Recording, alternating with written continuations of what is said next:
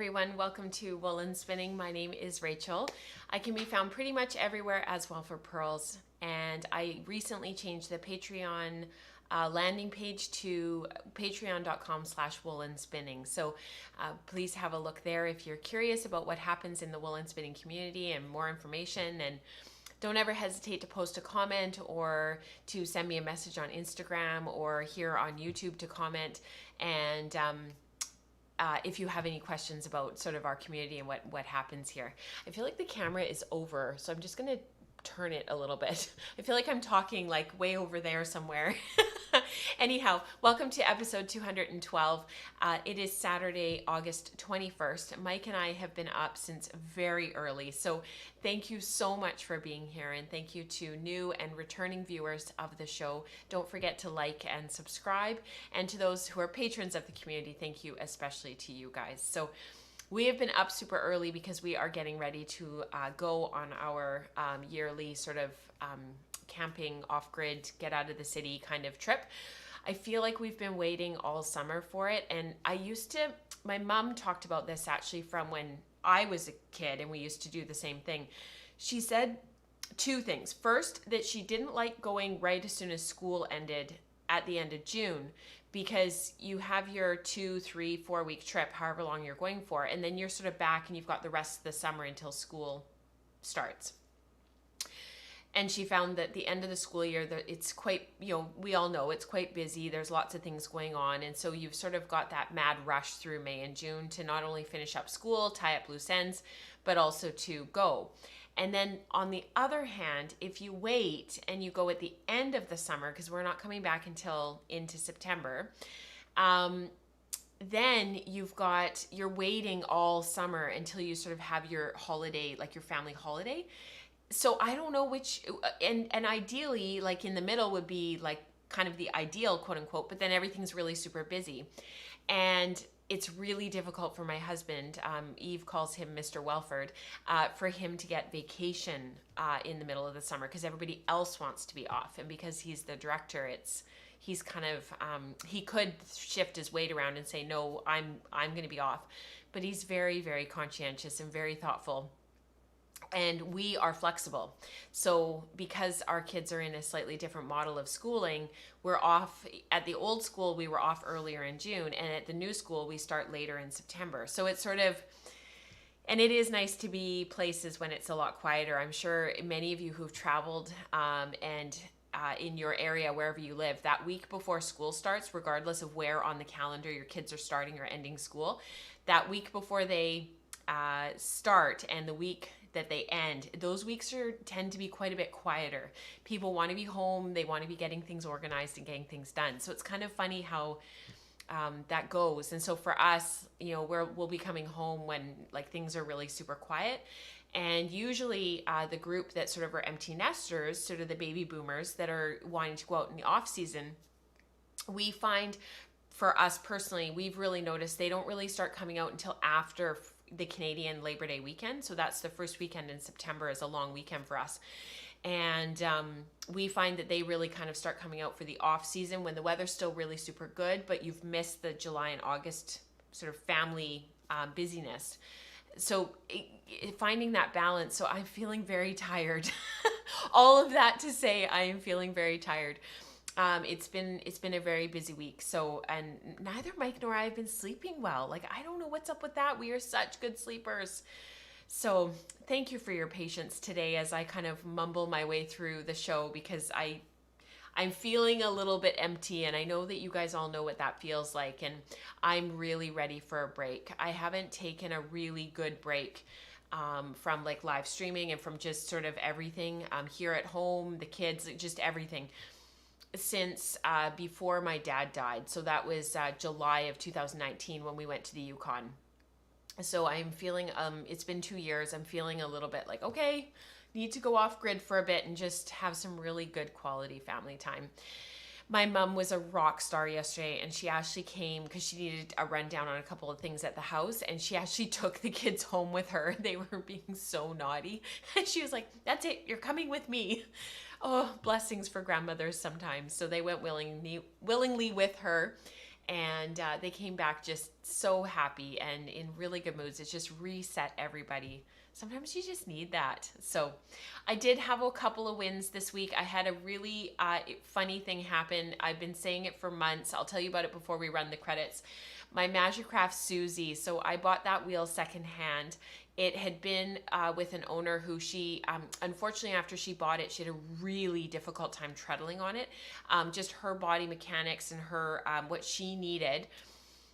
She just could not treadle on it. It just did not work for her. And so she bought it in like 2008, 2009, and it sat until I bought it from her. It wasn't used at all. It wasn't treadled. It had a layer of dust literally about 1.5 inches thick on it.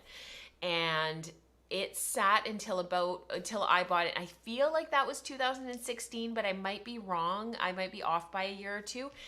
Anyhow, I've been saying, because it sat with the drive band on it for all those years, I've been saying to you guys again and again, I've said it so many times in the Maker Morning, I've said it on the podcast, I've said it in the Wool Circle, I keep saying, I need to replace the brake band, the drive band. I need to replace the drive band, and I haven't done anything about it. Anyways, yesterday, I was plying up some stuff, and I walked away, went into the kitchen to do breakfast and get sort of the morning stuff going, came back, and it had snapped. So after all that time, it finally gave way. So I've ordered one, and I actually can pick it up when we get back. So, but I've been saying it for so long, and then it finally just...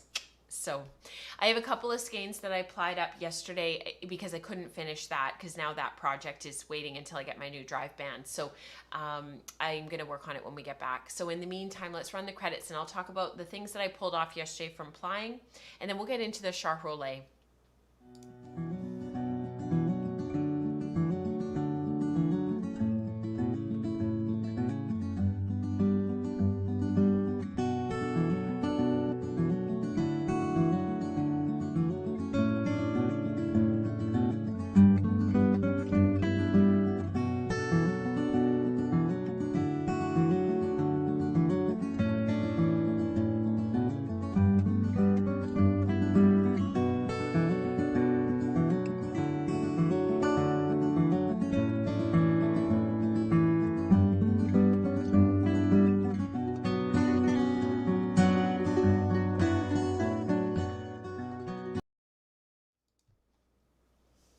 Diane just says in the chat, kids always know when there's something brewing, like trying to get ready to go somewhere or really needing to get something done. It's so funny that you would say that, Diane, because as the week went on, they got more and more amped. And for whatever reason, just different personalities, James always gets really anxious when we're going to be traveling. And he's totally fine once we get there, especially if it's somewhere that we've been before. But he's always amped the night or two before we go. And he's always like a little bit, almost kind of a bit naughty. And I know it's just him trying to process and go. And, we try to talk to him and whatnot about it. But in some ways, he almost just kind of has to experience it and just has to go through it. And the more that he does, I think the more that he'll get used to those feelings and be able to process them a little bit. So it's really, really, really interesting. Thank you to those who are saying you need a break. I totally do. Yeah, you definitely deserve a break. Thank you, Dana. Thank you, Linnea. There are a lot of people here in the chat this morning. This is so great. So we've got Charlotte and Ruth, San, Dagmar's here, Donna, Maggie, Martha, Diana, Nicole, Kaylee, Alicia, Julie, who else? Michelle, Dana, our other Dana. We've got quite a few Danas in the community, actually. Mary, couple of Marys, Linda, Dorothy. We've got quite a few Lindas, actually. Tracy, Glenda, Amanda. It's so good to see everybody. I'm going to miss names. I'm so sorry, you guys. We've got Kathy, Sue, Leanne, Jan. Yeah, thanks, you guys, for getting the chat going this morning. It's just fantastic. I have been doing some support spindling, so I'm not going to go on and on about this because we talked about it quite a bit yesterday in the Wool Circle. But years ago at Knit City, or maybe it was Fibers West, when Katrina was just first starting Crafty Jacks, she had this pack of, it was a gradient because Katrina just absolutely loves gradients. That's kind of her thing. they're not my favorite, but you guys will see why I bought this in just a sec when I show you the colors. And like I said, we've been chatting about this in Wool Circle, but the gradient moves from this color, which is Support Spindle Spun, and it goes in a gradient all the way through to these gorgeous dark colors. So, and then there's all the yellows in between. So you finish off with these, and these were carded nests originally. They were not Charolais when I bought them. So these are the other 3 colors that go in between. So you've got, I don't even know what order these go in. They're so subtle. The gradient moves so subtly that it is just unbelievably easy to get them mixed up. But basically, once you have them all together, you can see what order they are, but that's basically how it moves. So I finished the first 2 skeins. So what I did, I took the carded nests and I actually put them on the blending board and I made them into Charolais. And it's just because as I'm learning how to support spindle, I've actually found that it's a little bit easier for me to work from a Charolais than it is from a nest or a stripped down fiber. I don't know if I'll keep doing that. Like I'm not gonna continue to only work from Charolais because I want to learn lots of different techniques. But for this kit, I thought it would be really fun to add a little bit of sparkle to some of them. So as I put them on the blending board, I added a little bit of gold sparkle to them, and they've ended up being these just really fluffy, lovely bits of fiber. So I'm currently doing number 3. This is color number 3. This is the Charolais. I pre-drafted it down. I have found that that's been really, really super helpful with the support spindling. And I finished my first 100% support spindle spun singles. I applied on the wheel. I shouldn't say 100%. But this is my first skein of support spindle spun yarn. So I did ply it on my Lendrum just because I wanted to get it off of the spindle before we go. But this is my first support spindle spun singles that I've spun. These ones were support spindle spun as well, but some of them were spun. This is the first colorway. Some of these were spun on a drop spindle. So one of the singles was done on a drop spindle and the other one was done on a support spindle. So those are the first 2 colors. The spinning is completely inconsistent. It is not like this is a little bit thicker. This is a little bit thinner. There's lots of airy spaces. There's lots of places in the yarn where it's thick and thin. It goes anywhere from about 15, 16 wraps per inch down to like 22, 24. It's not at all like even and consistent. However, it's merino and I did ply it quite tightly, so it's very, very forgiving. So that is my first spindle spun yarn, and I've got the 3rd color going now on my, these are Nitty Naughty UK, the Tibetan Spindles. So I've got 2 of these. I have it written down, but I can't remember what the wood was, but the shaft of this one is walnut, I think. I'm pretty sure it's walnut. I think that's actually why I bought it. I love walnut. It's my favorite wood. So that's that spindle there. So I've got it all packed. It's ready to go in the truck today. And then the other, thank you so much, you guys. Thank you for your kind words. And Ashley says, you've got me looking at support spindles again.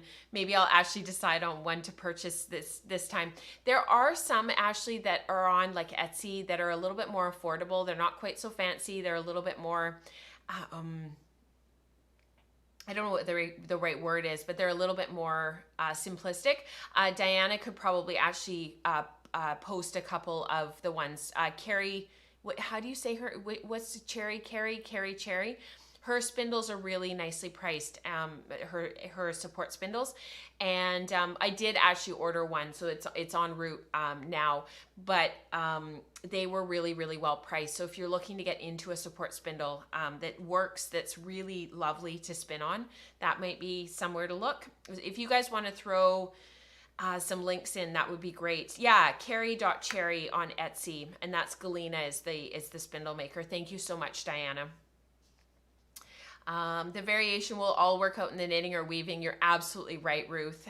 Just ordered my first support spindles and I'm excited to learn. Spinning on them looks so romantic. You're right, Lulu. There's something about them, like as I'm working on them. Last night I caught myself and I was thinking, I was seeing her and I was working on colorway number 3 and I was like, oh, this is so slow. And I thought, bingo, that's the thing. That's it. Stop. And I kind of called myself on it. And I was like, this is what, this is the problem. We get so caught up in product, got to get this stuff done fast. And that was the whole reason for going back to support spindle spinning, was to slow down and to enjoy the process and to catch myself.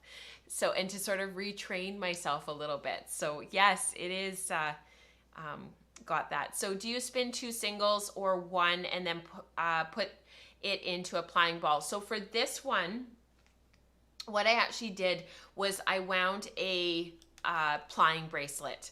So because they're only teeny tiny little carded nests, I'm not actually sure how many grams they are, but I would say max it's about 10 grams maximum.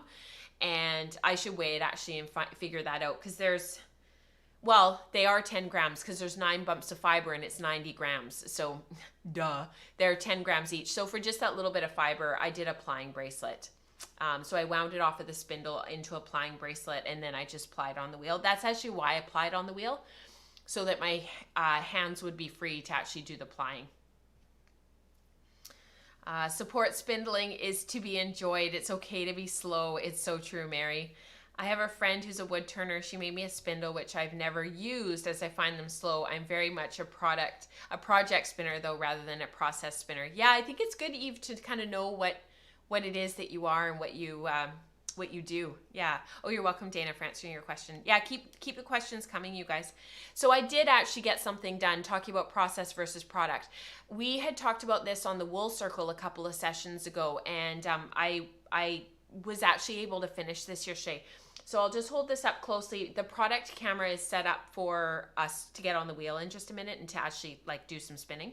So that's why I'm showing everything on the main camera. So I'm sorry that it's not quite as good. But this is the Longway Homestead Breed Study. It's a 12-month breed study program that you sign up for. It's kind of like a fiber club, but it's only 12 months. And after the 12 months, the monthly billing stops. And you have your 12 installments of different breeds, and then you're sort of off to the races to spin them all up. So this one came a couple of months ago. Everybody's on a different schedule, so it depends on when you signed up, what your what the repeat is for the sequence. Sorry, the sequence of when you get what you get and when you get it and what months you get it. So I got Tunis a couple of months ago. So this is Tunis, and I finished spinning it. 2-ply. This is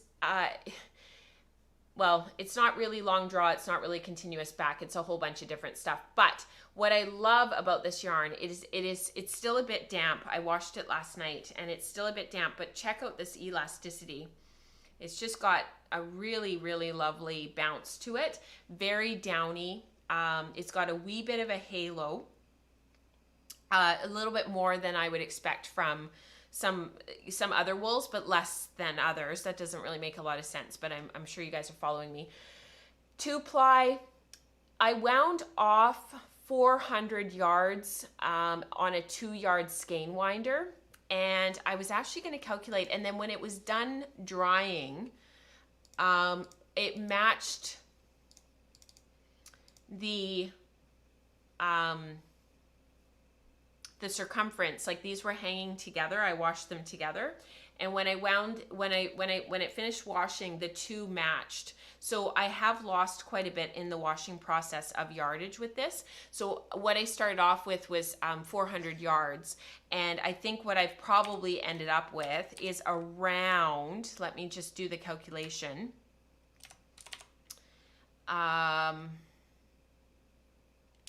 is probably more like 300, maybe 350 yards, because I've certainly lost a lot in the washing process. It's definitely shrunk up quite a bit.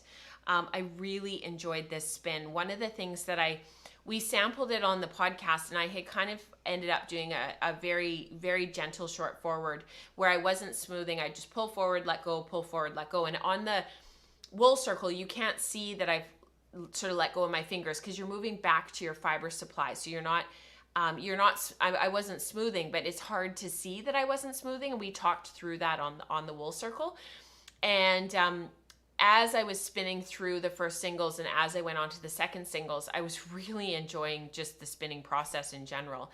And what ended up happening was I ended up kind of like the other ones from Long Way Homestead. I have no investment in these little 100 gram, sort of bits of fiber. Like it's 100 grams, it's, you're not spinning a sweater's worth. You're not spinning a blanket worth where you want stuff really even and really consistent. It's 4 ounces. It's 113 grams.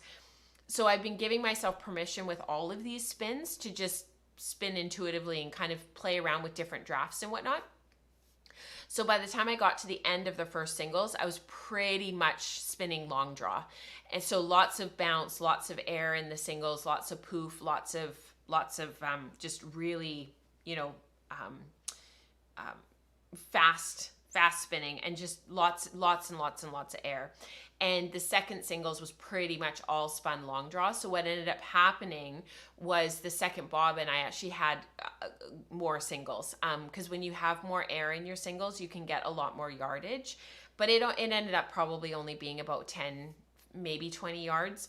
But I'm getting more and more used to, when I split fiber in half, that my bobbins are pretty well equal, because my spinning is quite consistent now with lots of practice. But with this, it was funny because there was quite a mismatch, and it's just because my spinning changed as the skein, as I spun more and more.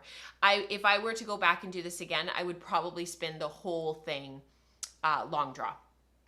It just really suited the prep. It's pin, all of the breed study for Long Way Homestead, all of it is pin drafted roving and natural shades. None of it is dyed. So the neat thing is when I'm done, I could actually throw them all into a big, this is my plan as of right now, is to take them all and throw them into one giant natural, some sort of a natural colored dye bath, and to see how they come out and how they take the dye differently.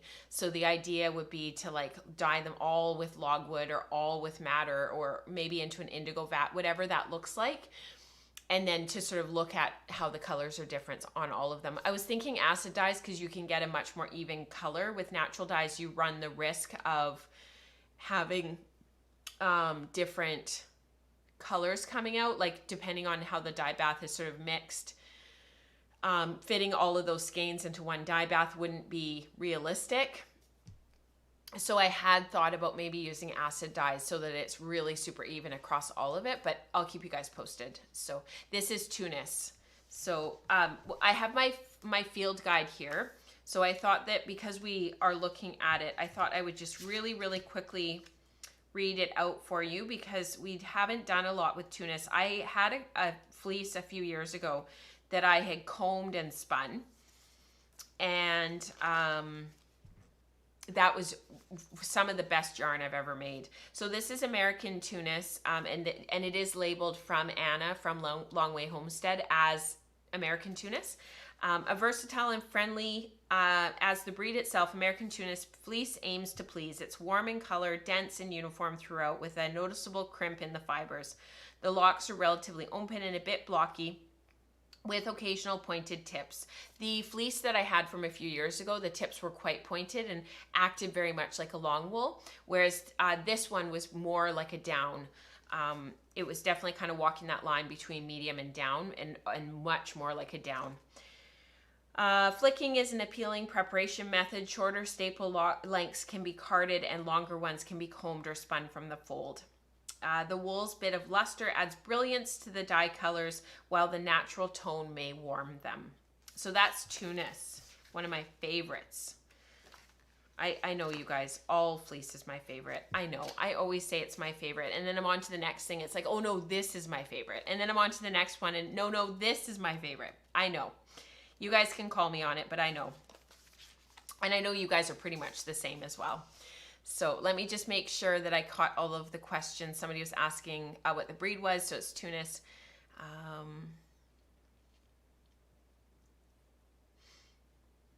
I've put all my Long Way Homestead skeins to good use already. Many I did natural dye tests, and I'm using my Icelandic right now in a weaving project. That's so cool, Kelly. That's awesome. Have you started the Shetland yet? Kelly says, I thought the three of us might wait until I'm ready to go. That would be amazing, because actually I just got my Shetland yesterday. It just came, so that would be amazing. Yeah, if anybody else is part of the Long Way Homestead and they want to spin along with me and Kelly, please just let me know, because we're just kind of slowly working our way through. I think it's Alicia. Am I right about that? You're in the chat today, but I'm pretty sure it's Alicia is also working through hers as well. So I've only actually spun through, this is why I kind of lit a fire under my butt to get going. I've only spun the Finn, the Tunis, the Romney, the Wensleydale, and the Rambouillet. So I have, out of the 12, because I've still got 2 more installments, out of the 12, I've still got 7 to go. So I've just been like very steadily working the way through. So Josie just got her Shetland yesterday as well. So that's awesome. And then we can keep working our way through. So I've still got the Cheviot to do, the Beaumont, the Icelandic, the Corriedale, and now the Shetland. So and then I've still got 2 more to receive. So yeah. Oh, the Shetland alpaca. Oh, cool. I missed that, Eve. So Kelly and I have some Shetland alpaca that we were going to work through, all of us together, and compare our spinning experience. So that's excellent. Yeah, so if you guys want to keep going with the Long Way Homestead, we definitely need to keep lighting fires under each other's butts and keep ourselves going, so that at the end of it we've got our 12 skeins. And oh, Polypay, I did get Polypay. That's the one that I can never remember. So the School of Sweet Georgia Spinning Sheep Breeds kit that goes with my new workshop that's on the School of Sweet Georgia. We have done all of the fine to medium wools. We have spun through on the podcast all of the long wools. And we are just finishing up today. It's actually kind of a good break, because now we'll start fresh with our final 3 skeins in September, the primitives or the double coats. So today finishes up the downs. So we've spent a bit longer with the downs, because we started off with, my memory is not working today. We started, last week we did Cheviot.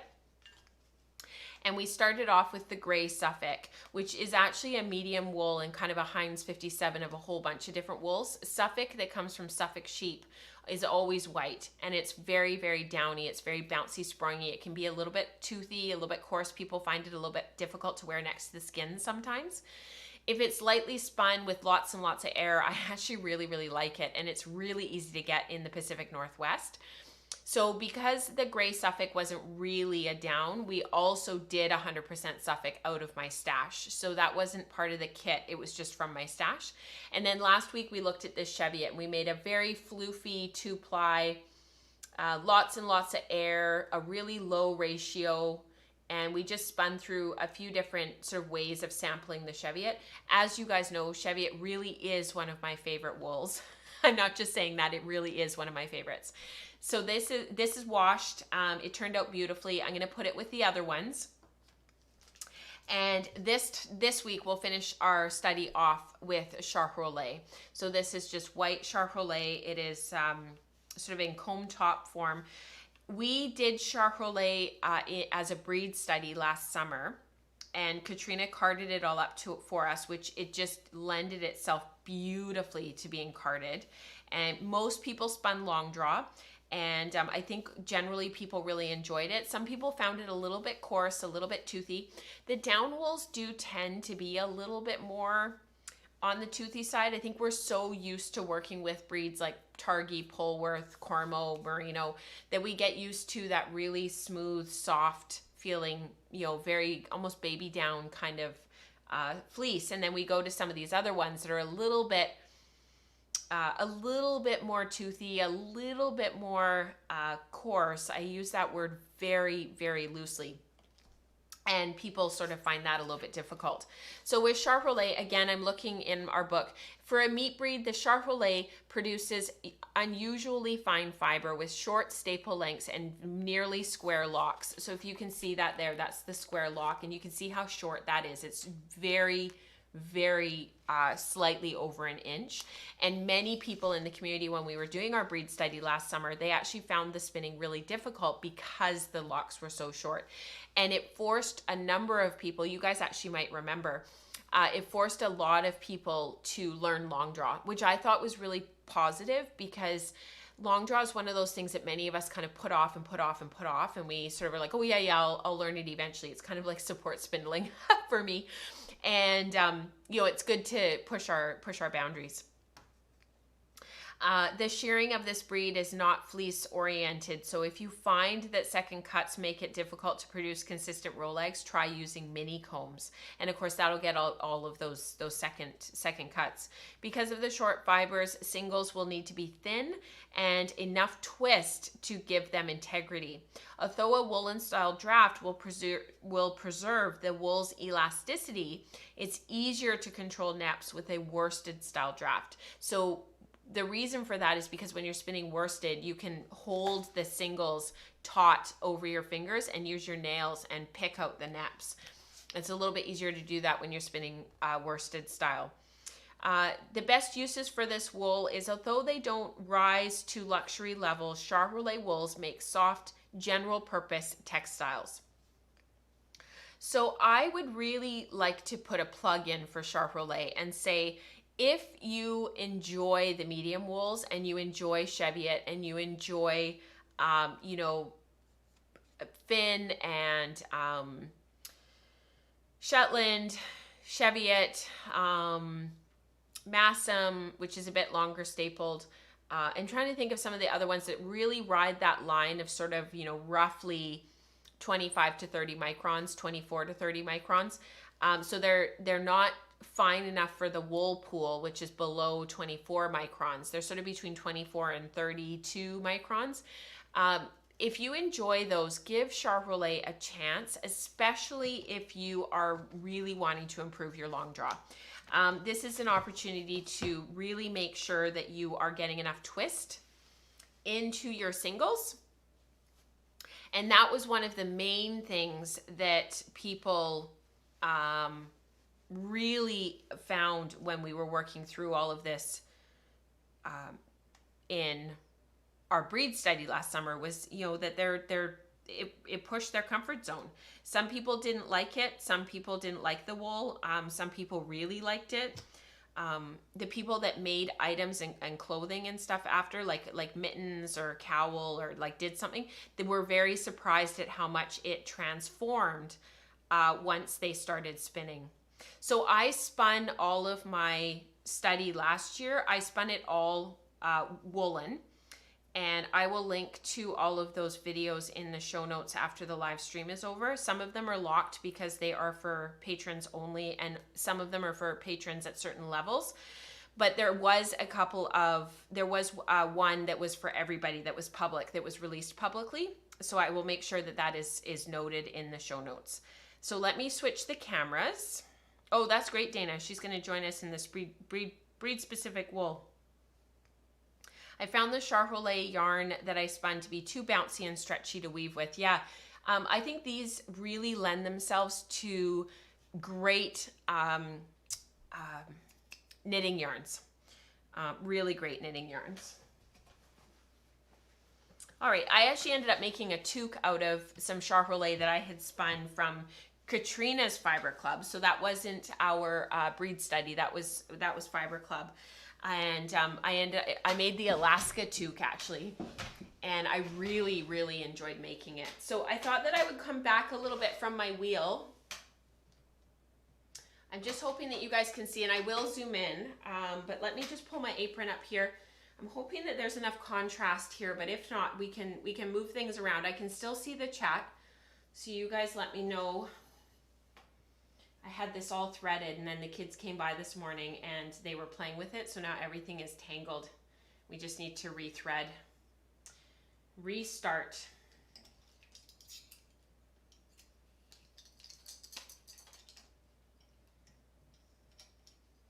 So just give me a sec here and I'll get this all set up again. Oh. All right.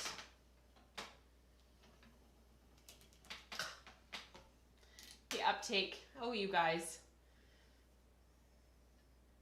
Did I mention it's time for a bit of a holiday?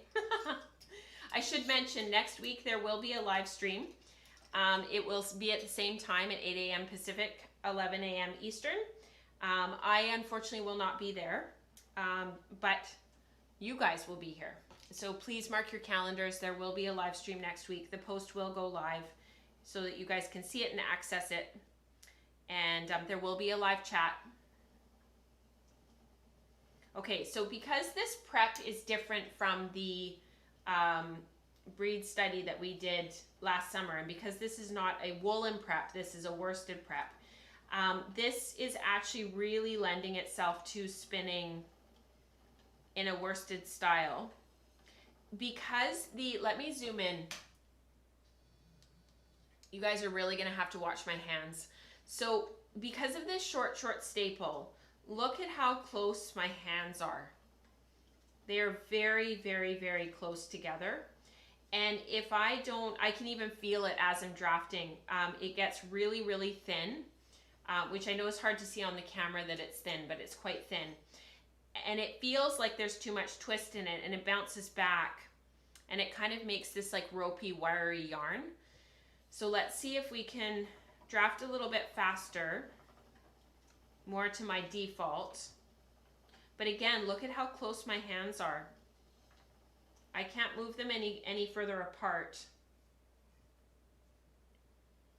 Let's have a look really quickly at the staple length so that you guys can see how short this is.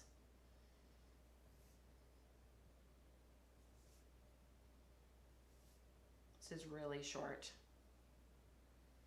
So this is about,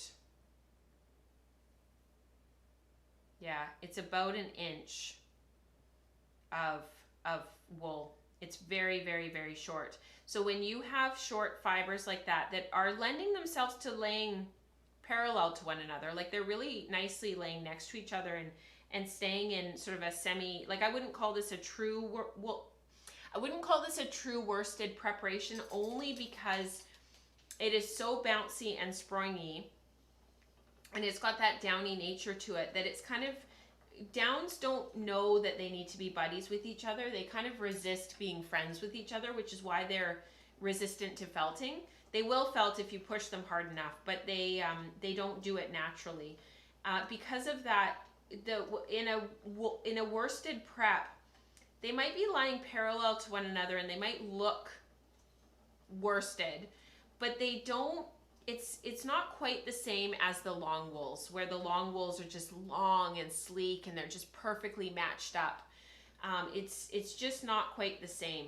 There are some neps that come through, so just like Deb and Carol talk about in the book, in the field guide, I am finding neps come through as I'm spinning, and they're absolutely right. You can pull those out as you're going. But yeah, look at how close my hands are together. And it is needing a little, like quite a bit of twist. You know, as soon as I back off on the twist and my feet really slow down, the singles don't feel like there's integrity to them. They feel like I'm kind of hanging on for dear life. There are a couple of questions, so I'll make sure to answer them.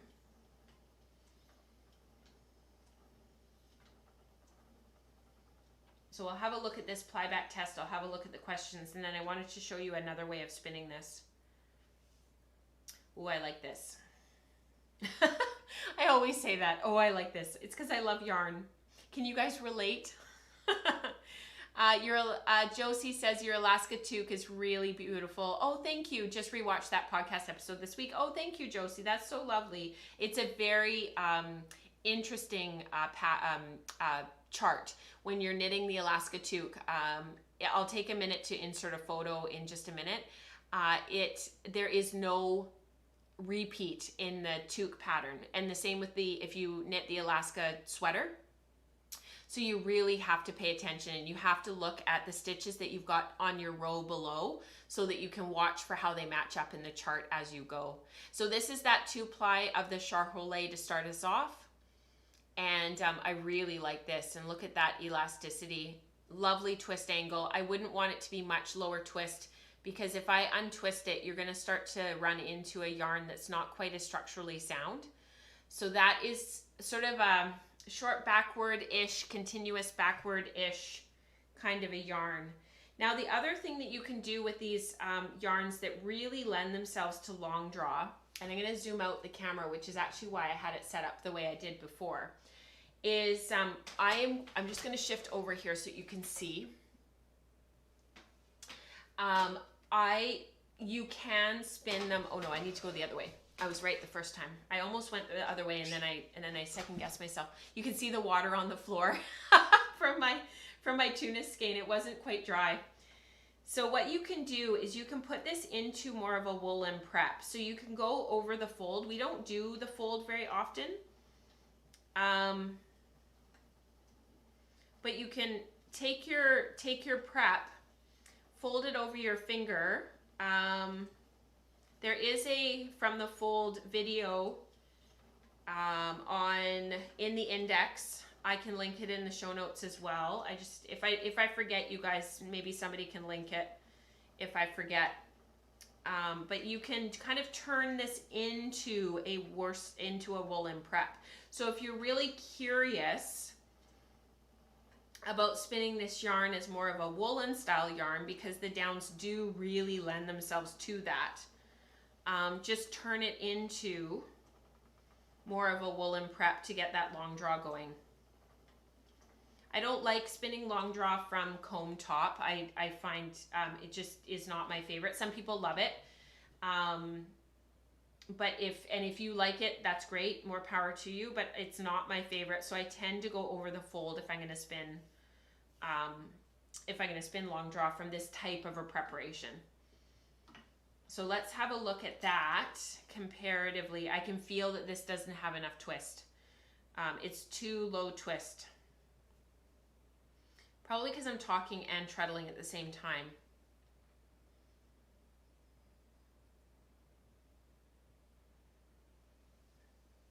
Yeah, very low twist compared to the other sample. So this is our other one. Let me see if I can show you guys here. So this was our original sample here, and you can see how even and uniform it is. It's got a lovely twist angle, very consistent. And then here's our long draw, a little bit more inconsistent, a little bit more airy. It would really need to be tightened up in the plying process to really give it good integrity. As a yarn, it's a lot more airy. It's a lot more, it's really bouncy. They're both bouncy, but the woolen one is even more so. Fuzzy, so there's no differentiation between the singles compared to the more worsted one. I mean, neither of them have really good definition between the singles, but the woolen one is even more so that way. But a little bit too low twist for my liking. So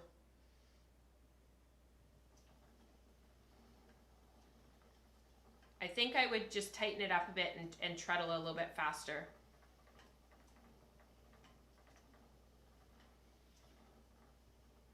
Let me see if I could just do this quickly, because I'm looking at the time and we've still got community participation.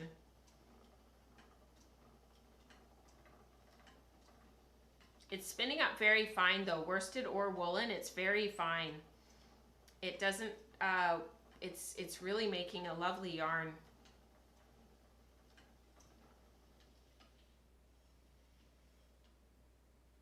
Oh, that's a bit better.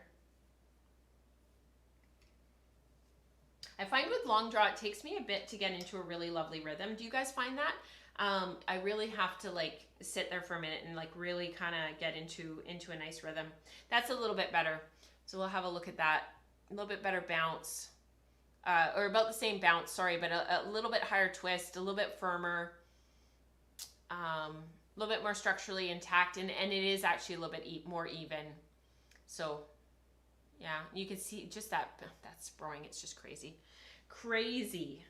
So I will keep spinning this up and we will have this ready to go to talk about on our first show back live in September, which I think is September 11th.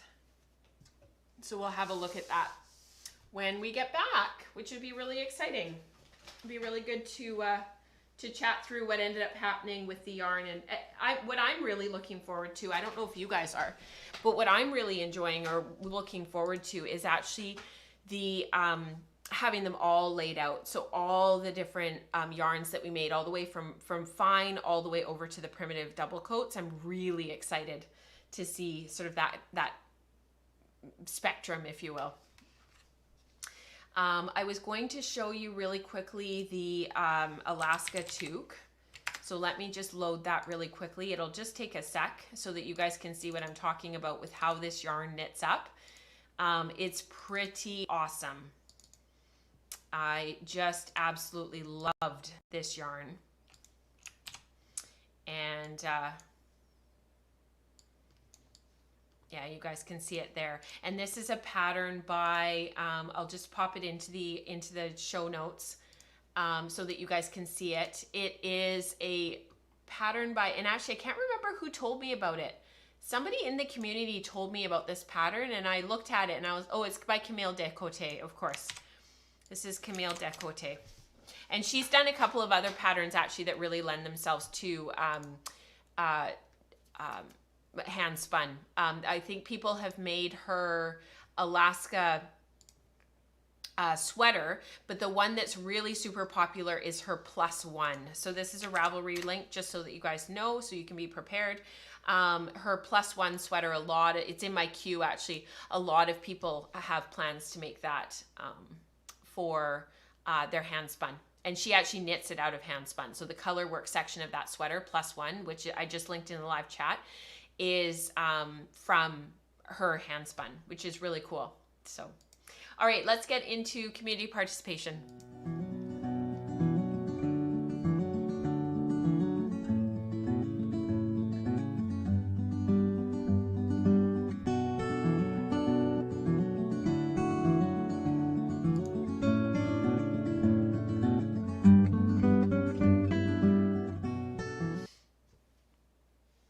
Okay, so these are the last weeks to participate in our, just let me turn off stuff so it doesn't replay, to participate in our August giveaway. I see there's a couple of questions in the chat. I will address them in just a minute. So for our August giveaway, I left them over there, but I've got a pack of 3 10-gram samples to send out to somebody that will take you through your camelid stuff. So there's some camel yak in there, some alpaca in there as we study the camelids in July, August, and September. And that's all part of our luxury along that's going on all year. So for August, you can answer in the Ravelry thread on Ravelry if you're a Ravelry user, or you can comment here on YouTube in the comment section. So please don't please don't comment in the live chat. Comment in the comment section, or there's the link in the Ravelry for the Ravelry episode thread for August. So for August, we are more than halfway through this year. How are you doing with your yearly plans? Do you have any? Do you make plans for the year? How are you feeling about your making this year so far? Tell us about it in the Ravelry group or in the comment section on YouTube. There were a couple of questions and I'll be sending that out to somebody in September when we reconvene. So next week, Josie's asking, is it pre-recorded? Yes, it is. It's going to be a premiere. Premieres have to be done as public links. So next week, everybody will be invited to come to the live stream, and it'll be a premiere, but there will be a live chat. So you guys will be able to, those of you who've been around for a while, you'll know what to expect, because we did this quite a few times actually when we were away. Oh, where were we? It was quite a few times we did this. So others will be around if you have a question about how it all works. But the links will all be posted just like they normally are. And if somebody's really on top of it, if they want to post on Saturday morning next week, if they want to post the live stream link in the Slack channel for everybody, for those who use that, that would be really helpful. Samantha was asking, I was recently given a whole fleece. So glad to hear your tips on this. It is in the freezer, pre-wash and prep. Should I be okay to drum card? Absolutely, I think. Yeah, definitely, Samantha, drum card and do some sampling and see what you come up with. Dagmar says the Charolais I get to buy is in top prep. Words, Rachel, is in top prep and has a staple length of at least 2 to 3 inches. That's amazing.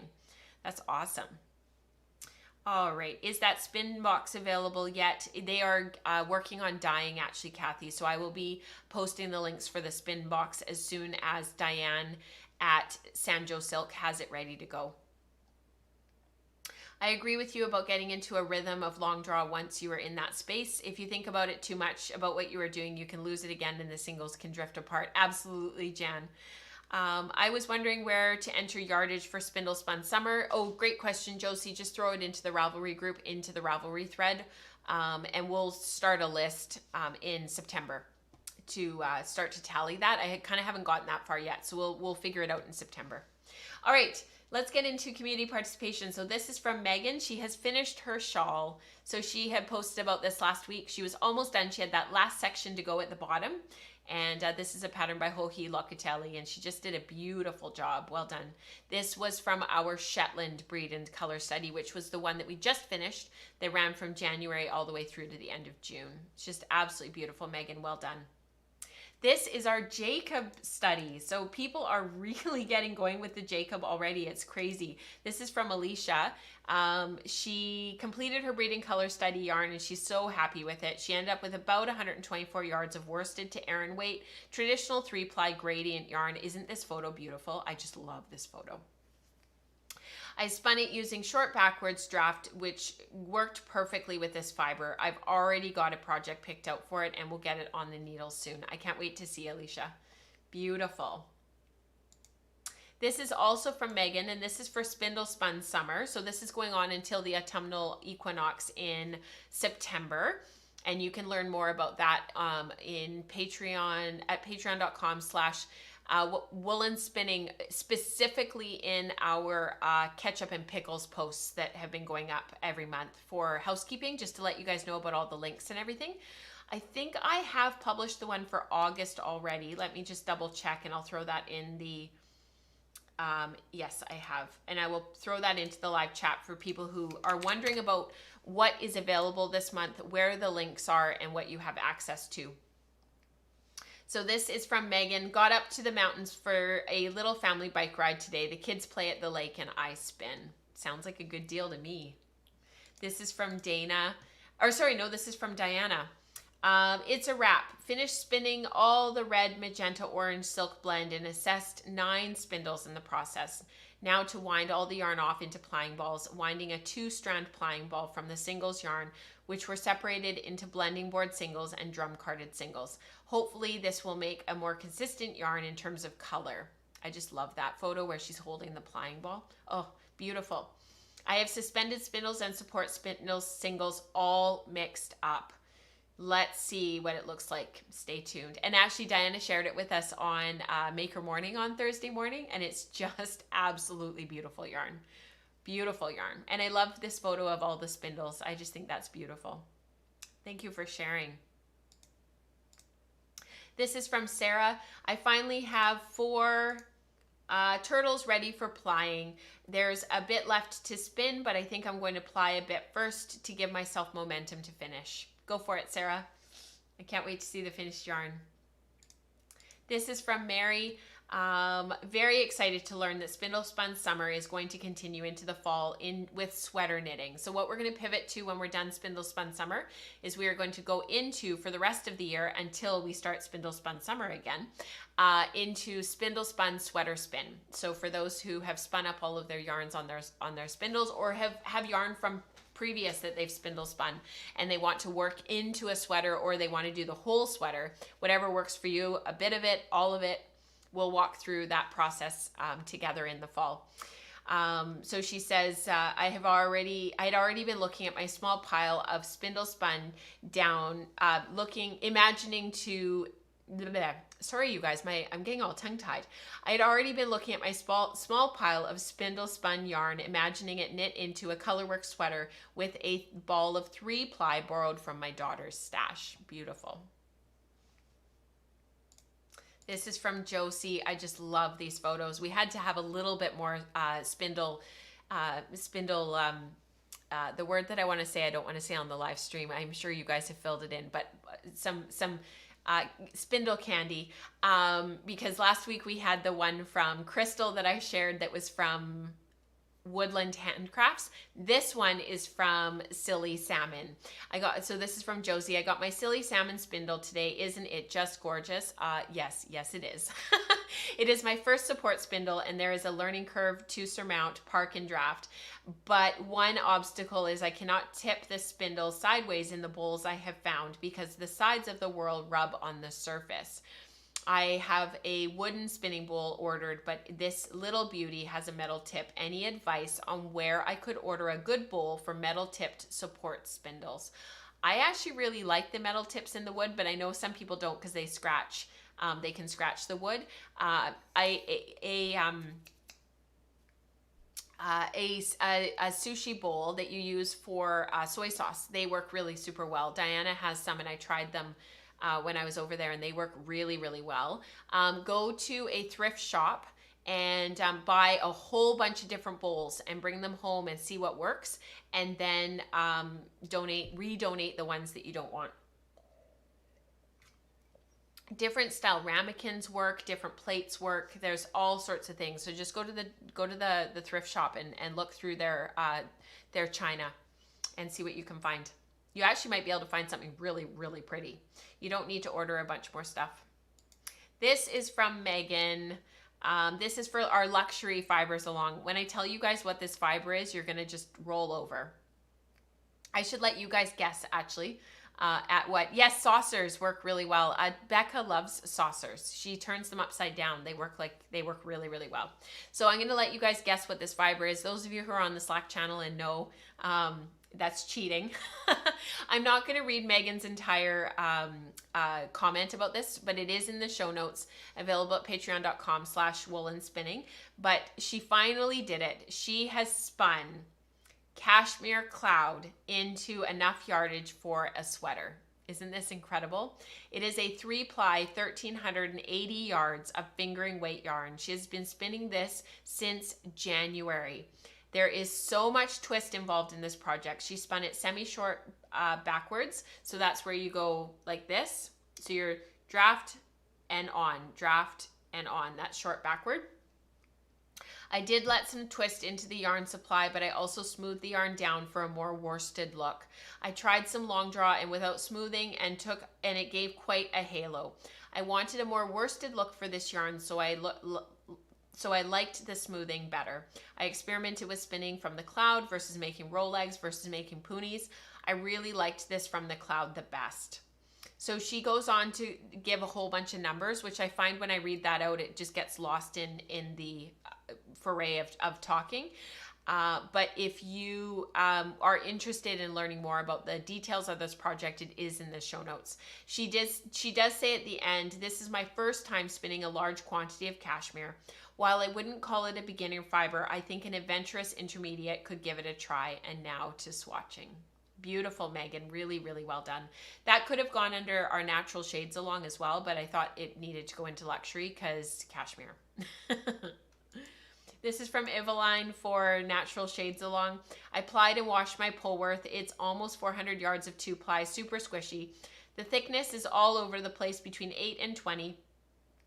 I'm assuming that's wraps per inch, but most is around 10 wraps per inch. I'm just practicing, and I think I reached my goal of getting more comfortable with long draw. Now I can start working on consistency.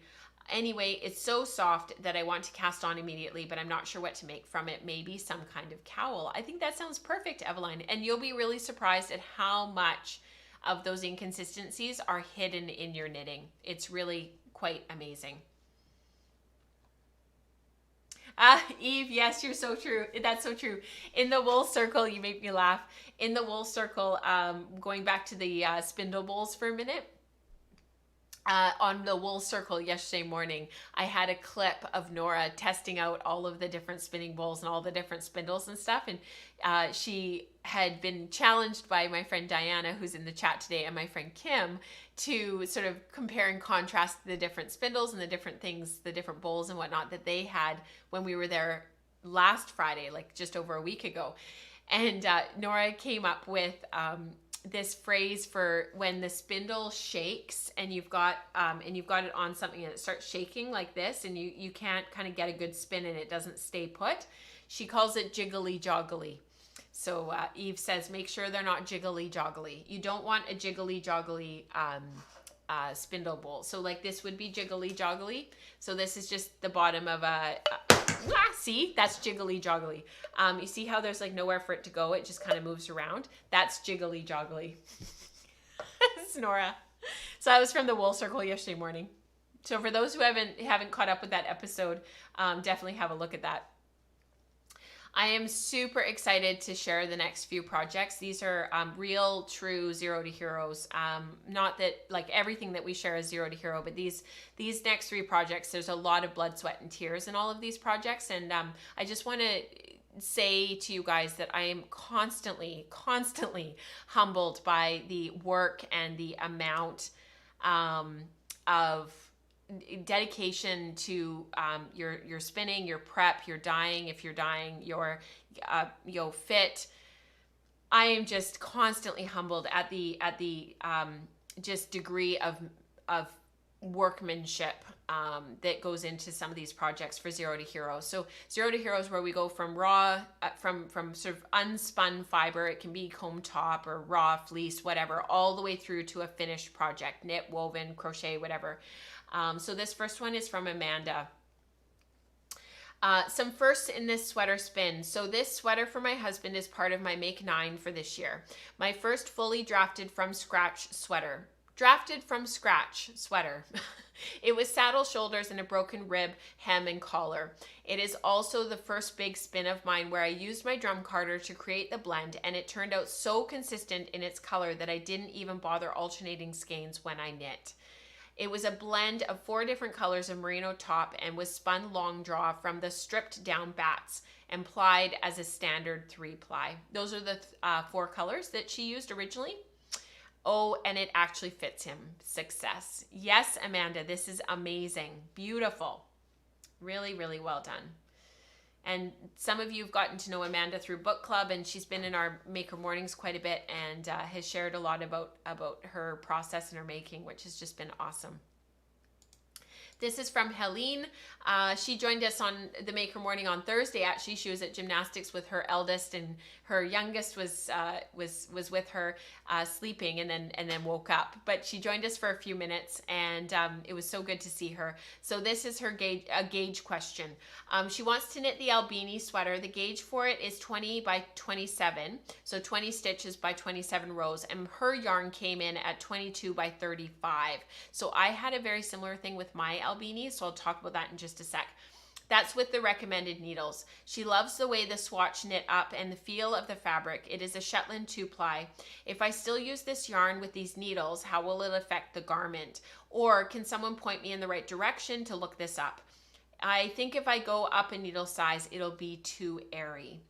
So what I would do, Helene, is I would actually do the math. So I would download the pattern, and I would actually take your current gauge that you've got that you like that works with this yarn, and I would actually go through and do the math for your size. So if it says to cast on 100 stitches, you would divide that by the gauge per inch. So 20 divided by 4, because it's over 4 inches, is 5 stitches per inch. So then you would take your 100, divide it by 5, and then multiply it by your stitch gauge, which is 5.5 stitches per inch, because you have 22 stitches per inch, per 4 inches. And then you'll cast on a few extra stitches to get your size. And then from there, because your row gauge is so much higher, you're dealing with 35 rows versus 27 rows in the pattern. As you're doing your increases, you're going to have a much shorter, because it's a saddle that moves into a raglan. You're going to need to sort of make some adjustments by adding some extra stitches to get to the lengths that you need. So if you want some more help with that, Helene, I don't mind helping you next time we have a Maker Morning, or just send me a message and we can work through it together. But you just need to kind of take your gauge into account.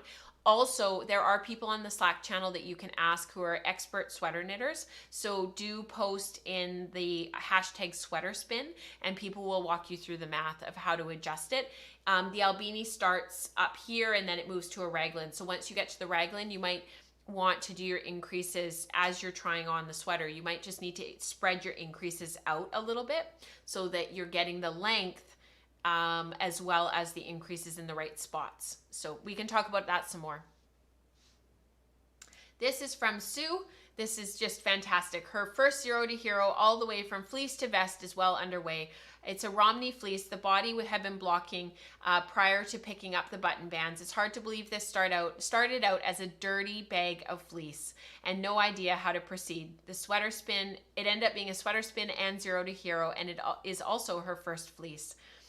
All her learning started here. Learned to sort, scour, flick, comb, and spin hand-prepped fleece along the way. Blended the colors just enough to get variation that she wanted, then knit into this cozy vest. And this is the Woods Road Vest by Elizabeth Smith Knits. A huge accomplishment. I am quite delighted. And it looks amazing on you, Sue. Just beautiful. And I think Sue is in the chat today, so you guys can shower her with love, just like you did for others.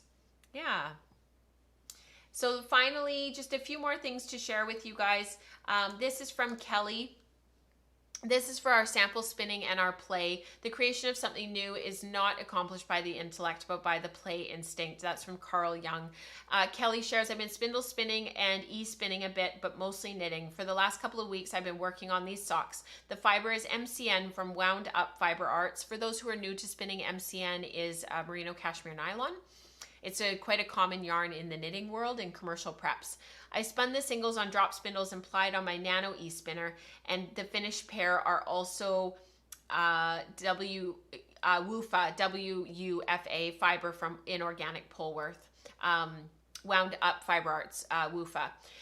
The Polworth ones are my first socks ever, and I've had fun knitting them. This is also from Helene. I just love the color of this. I had to share. Started spinning for my first pair of hand-spun socks. Her son Mason helped her weigh and divide the braid. I didn't include the photo of Mason because it's like a full portrait of Mason, and I wasn't sure about sharing his face on the podcast. It's a Polworth and Silk blend from Three Waters Farm, and I've started spinning this first single for a 3-ply fractal. She watched my spinning socks class on the School of Sweet Georgia and had to do it herself, and she looked up how to knit 2 socks at once so she doesn't get stuck on one sock and end up with second sock syndrome. That's fantastic. This is from Greta Lynn. I just love this photo. Just playing with samples today for a Queen Mob shawl for a friend. The top is from a short stapled Shetland roving. Then the dark is from a Romney Montedale lamb's fleece. The silver is a Finn fleece, and the bottom is carded short staples from a cross fleece. Still deciding. Beautiful. This is from Heidi of Mad Caper Farm. Here's what I was spinning during the Zoom meeting. That was our maker morning on Thursday. She finally got to the braid she posted about a while ago. She's thought about trying a gradient with it by breaking it into pieces, but then changed her mind when she realized there were little bits of color here and there as well. I think that's working out beautifully, Heidi. I would have done what you're doing and just started spinning. It's a 21 micron merino, and she's been going through her stash and spinning anything that isn't for something specific. I think that's a great idea. Just doing pleasurable, de-stressing spins with no purpose in mind. Beautiful. Not even a sample card.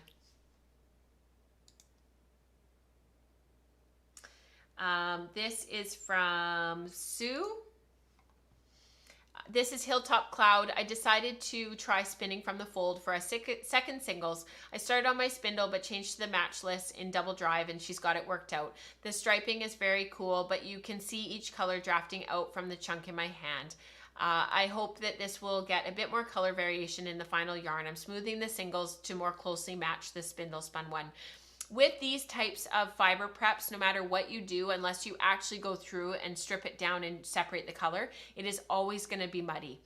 It's always going to come out gray, and it's always going to come out from a distance very monotone.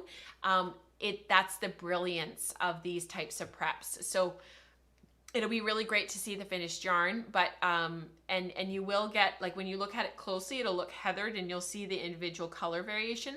But like Amanda's sweater, where she's got those 4 colors in there, when you look at the fabric close up, you'll see a little bit of the color, but from a distance it looks very homogeneous. So just take that into account, because it's just beautiful, Sue. Spinning up beautifully. We have some weaving this week, so I am super excited to share this with you guys because we haven't had a lot of weaving recently. This is from Sarah. She made this cool bag. So she finished a little bag that she made out of some hand-spun BFL. She had posted about the finished skein. She's been having some problems with her elbow, and I just hope that she's feeling a bit better. She made 8 squares on her Zoom loom, and she tied them together, sewed them together. This is only her second completed project on her Zoom loom, and she's very happy with how it turned out. Isn't that cute? It's a little bag. It's just perfect. This is from Dorothy. She has been doing some band weaving. Beautiful colors. Thank you for sharing that, Dorothy. And this is from Barb. Leftover busting towels are done. Used a different weft leftover, cones for each one. Interesting how the warp face structure heavily muted the different ones. That makes 11 colors in the warp. The weft was cream, lime green, rust, light gray blue, and medium gray. Isn't that gorgeous? I love how they move in that gradient all the way from the cream all the way across to the medium gray. And then you've got that warmth of the weft moving up, even though she's woven these warp faced. Really beautiful. This is from Greta Lynn. Love this. I never remembered to post this, but we finally got one of my woven pieces from last semester hung. I'm hoping to get back into weaving in January. Black weft is handspun Navajo churro singles. The warp is handspun white Cotswold 2-ply. Isn't that gorgeous? So Greta's been working through a weaving program. So that's where this is coming from. Oh, Greta Lynn says, I passed on a beautiful band loom 2 weeks ago and I'm regretting it. These weavings are so exciting. Totally. That's really too bad, Greta. And I just love your wall hanging. Finally, this is from Lauren. I just love this photo. These were some tea towels that she was working on for a gift for a wedding. And she says, my happy place. Beautiful. This is an Ashford table loom, 32-inch wide. So thank you everyone for being here this week. We had quite a long show, which is just wonderful. I'll leave you guys all filled up before I head out on the road. Have a wonderful couple of weeks. I will see you back here for a live stream next week at 8 a.m. 11 a.m. 8 a.m. Pacific, 11 a.m. Eastern. And that will be on August 28th. It is a premiere episode. It is pre-recorded. And so I hope that you enjoy that. So there will still be a live chat. I just won't be able to be there because we'll be too far off grid. There's nowhere to drive to that's nearby that is I would be able to get service. So you guys get to run it all on your own next week. And then I will be back for our next live stream will be on September 11th. So we'll skip a week and then I'll see you guys back here at 8 a.m. on September 11th, 11 a.m. Eastern. So until next time, happy spinning, happy knitting. I hope you guys have a wonderful few weeks. Please don't hesitate to tag me and to message me on Slack and whatnot. I will be responding, sort of here and there. And until then, have just a great early fall, I guess. And I hope the weather is cooperating wherever you are. Bye, guys.